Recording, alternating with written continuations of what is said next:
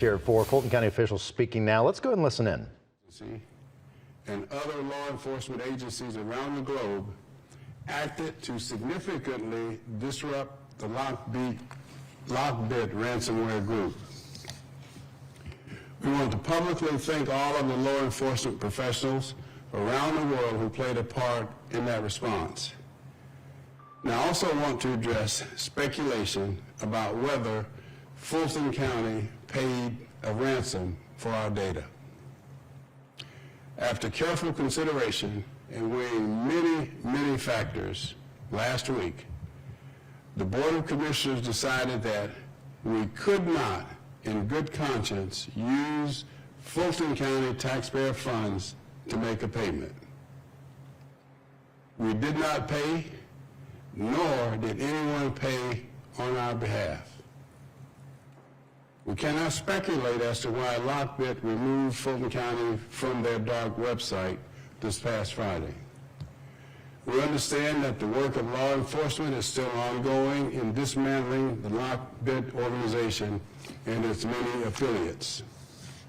And all questions about these recent actions as they relate to this cyber criminal group should be directed to the FBI. We also understand that there is still risk, but we believe the public should be aware of where we are in this process. And despite yesterday's developments, we're also continuing our own investigation, which includes a thorough and comprehensive review to understand the full scope and nature of this incident and what information was affected as a result.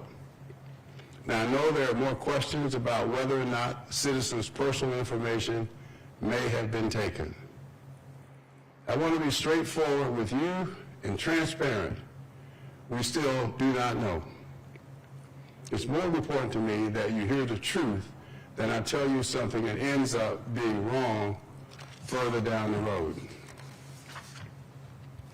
We want to get this right, and this review requires our teams to lead an extensive e-discovery process to carefully understand and review any data believed to be affected. It will still take some time. But if we determine that people's personal information was involved in this incident, we will make all legally required notifications.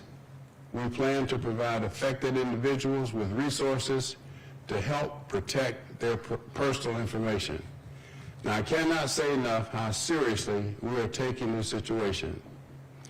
We have been cooperating with law enforcement since the beginning, and we remain in close contact. This, however, is an ongoing investigation. Our team has been working around the clock, 7 days a week, since this began in order to bring services back up.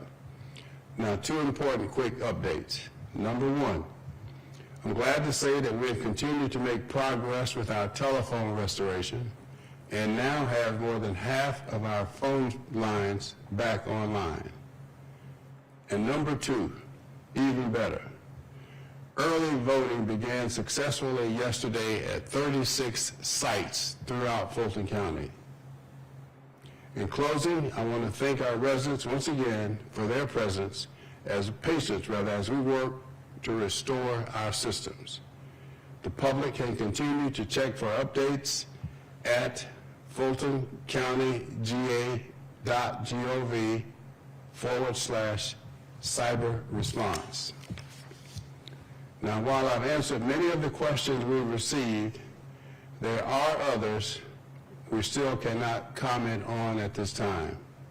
But we will continue to provide updates as warranted.